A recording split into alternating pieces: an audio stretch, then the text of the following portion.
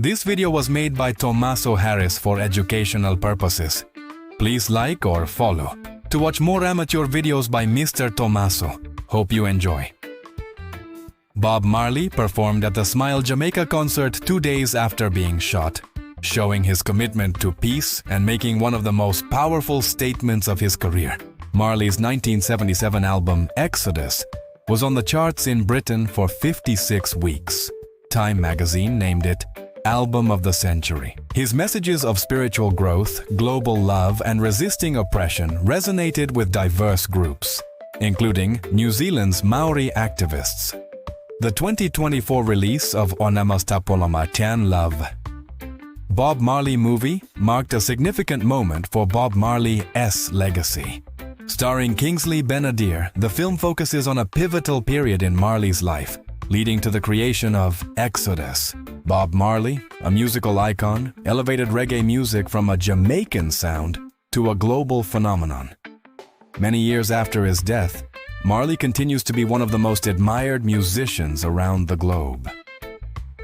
Bob Marley's songs speak to timeless themes of love, rebellion, and spiritual growth. In this video, we'll take a look at some rare photos of Bob Marley and his family.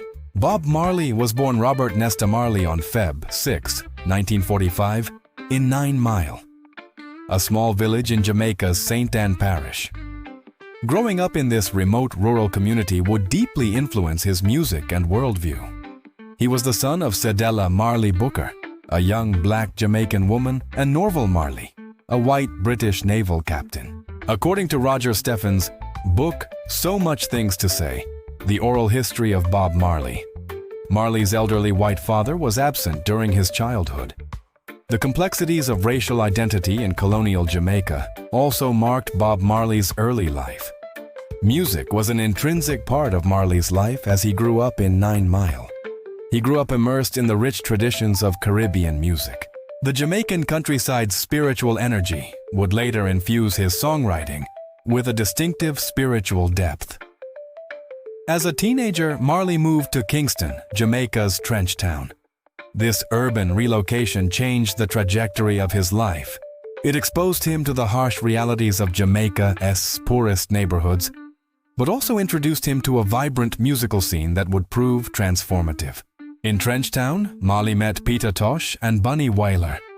The three of them spent considerable time blending their voices and learning to sing under the tutelage of veteran vocalist Joe Higgs. It was there, amid the urban struggles and cultural fusion, that Marley and his two friends formed the Wailers in 1963. The late 1970s marked one of the most crucial and painful phases in the life of Bob Marley, as he endured the effects of political violence in Jamaica.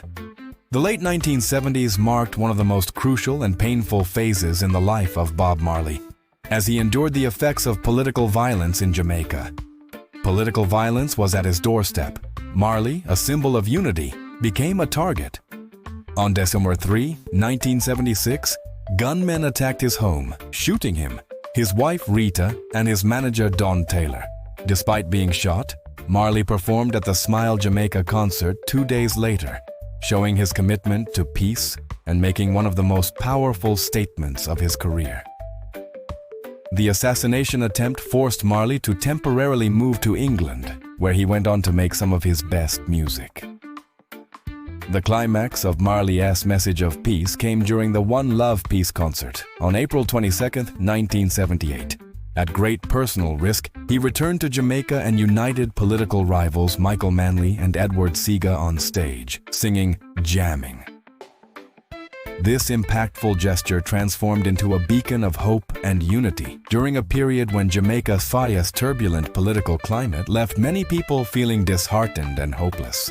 Rastaman Vibration, 1976, earned Marley his first top 10 hit in the US charts with War, standing out for its powerful adaptation of the speech Haile Selassie gave at the United Nations on October 4, 1963. The album's popularity confirmed that American mainstream music markets, which previously showed limited interest in reggae, were slowly warming up to reggae. Exodus, 1977, Kaya, 1978, and Survival, 1979. The 3 Bob Marley albums recorded in England showcased Marley at his creative peak. Exodus alone produced a phenomenal sequence of hits including Jammin', Waiting in Vain, One Love People Get Ready, and 3 Little Birds. These songs remain among the most played in Marley's catalog. Their themes of love, strength, and togetherness are still relevant to today's generation of listeners. Uprising, 1980, was Marley's last studio album released while he was still alive. The album included Could You Be Loved, a song that showed his ability to blend reggae with contemporary dance rhythms, and Redemption Song, an appropriate conceptual end to his musical journey. Confrontation, released 2 years after his death, contained Buffalo Soldier, a historical narrative that tied African-American military history to broader themes of Black resilience and dignity. Marley's messages of spiritual growth, global love, and resisting oppression resonated with diverse groups. From New Zealand's Maori activists to Native American movements, marginalized communities found a voice for their fights for justice and equality in Marley's music. Marley-ass music helped unite people across racial and cultural lines in Europe and America, while introducing millions to Rastafarianism and Jamaican culture.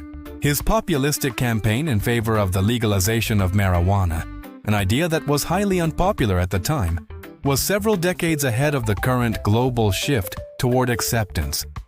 The singer Awes One Love Napo message stood in sharp contrast to the racial and ideological divisions that were prevalent at the time.